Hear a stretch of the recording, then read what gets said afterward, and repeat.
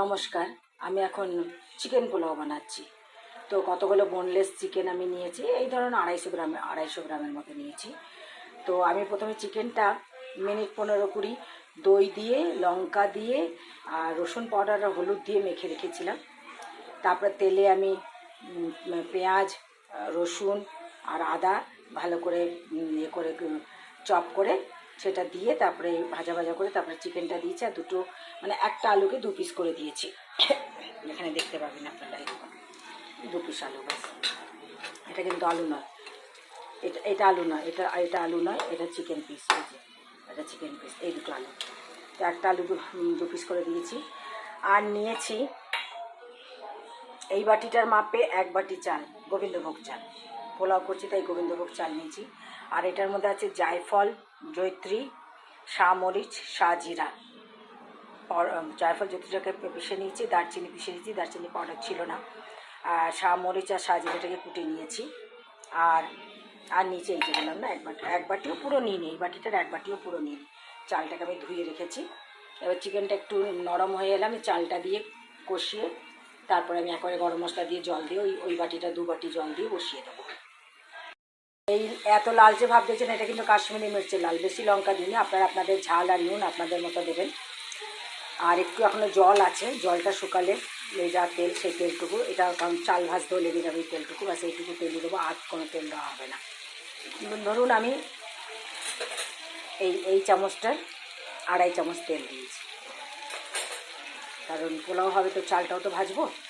তো আমি এবার চালটা ঢেলে দেবো, চালটা একটু নেড়ে চড়ে তারপর আমি বসাবো। চালটা ঢেলে দিয়েছি, চালটা একটু ভাজা ভাজা হলে তারপর আমি জল ঢালবো। জিনিস বলতে ভুলে গেছিলাম, ফোড়নে আমি দিয়েছি 2টো তেজপাতা, 6-7খানা ছোটো এলাচ, আর এরকমই 7-8খানা লবঙ্গ দিয়েছিলাম ফোড়নে। এটাকে মিডিয়াম টু লো আঁচের মধ্যে দিয়ে আমি ভাজবি, নাহলে মশলাগুলো পুড়ে যাবে। আর এদিকে আমি জল গরম বসিয়েছি, জল গরম হলে আমি মাপপত্র জল দেবো, কাঁচা জল আমি দেবো না। চাল ভাজা হয়ে গেছে, এদিকে জলটাও ফুটে গেছে। এবারে জলটা আমি ঢালবো মাপপত্র। দেখুন চালটা সুন্দর মতো ভাজা হয়ে গেছে, মশলার সাথে চালটাকে ভেজে নিয়েছি। মিডিয়াম আঁচে ভাজছি কিন্তু আমি।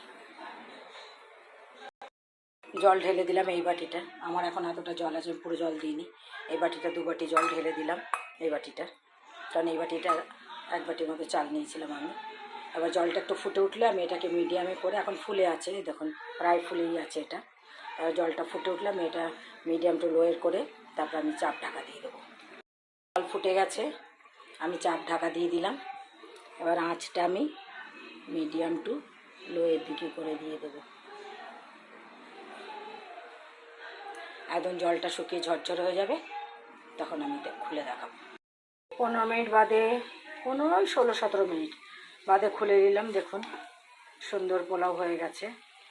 এটা এখন গরম আছে বলে একটুখানি লাগছে, যে আর একটু ঠান্ডা হবে জোরে হয়ে যাবে। আর আমাদের বাড়িতে সবাই এটাই বেশি পছন্দ করে। বিরিয়ানিটা যদি আমার মেয়ে পছন্দ করে, কিন্তু আমার তো বিরিয়ানি 2 চোখের বিষ। আমি তো একদম ওই কেওড়া জল মানে সেন্স, ওইটা আমি একদম সহ্যই করতে পারি না।